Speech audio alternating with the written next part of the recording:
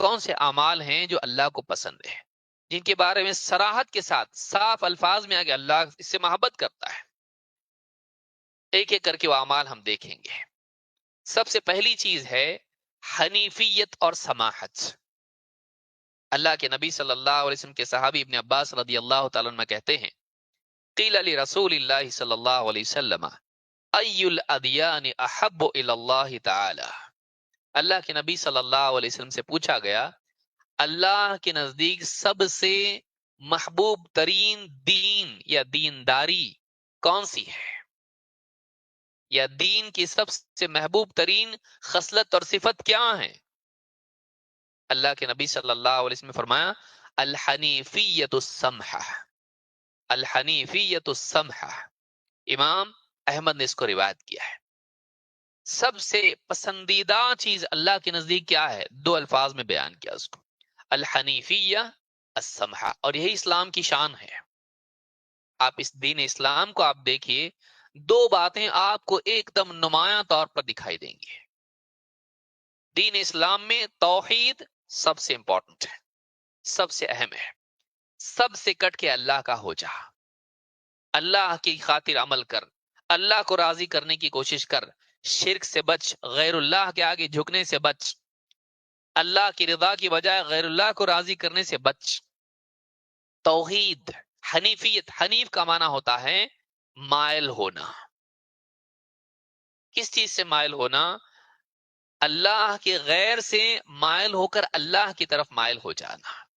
شرک سے منہ موڑ کے توحید والا، جھوٹے معبودوں سے منہ موڑ کے سچے معبود کی طرف متوجہ ہو جانا، اس کو حنیف کہتے ہیں. حنف کا معنی میلان ہوتا ہے. دوسری چیز سماحت. سماحت کا مطلب ہوتا ہے آسانی، تنگی نہیں، غلو نہیں، بلکہ کیا؟ دین اسلام کیا ہے؟ الدین یسر. دین اسلام کی دوسری خوبی کیا ہے؟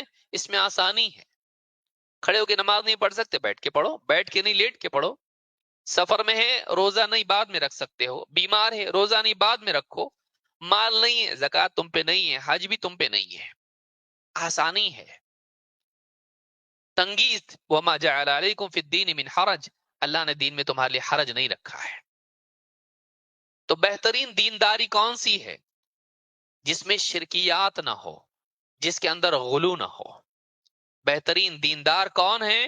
جس کی زندگی میں توحید نمایاں طور پر ہو، وہ سب سے کٹ کے اللہ کا ہو جائے، اور اس کی زندگی میں پیچیدگی نہ ہو، اس کی زندگی میں غلو نہ ہو، بلکہ اس کی زندگی میں سہولت والا دین ہو. سہولت والا دین سے مراد کیا ہے؟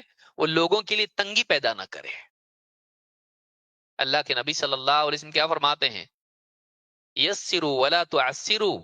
لوگوں کے لیے آسانی پیدا کرو، لوگوں کے لیے تنگی پیدا مت کرو.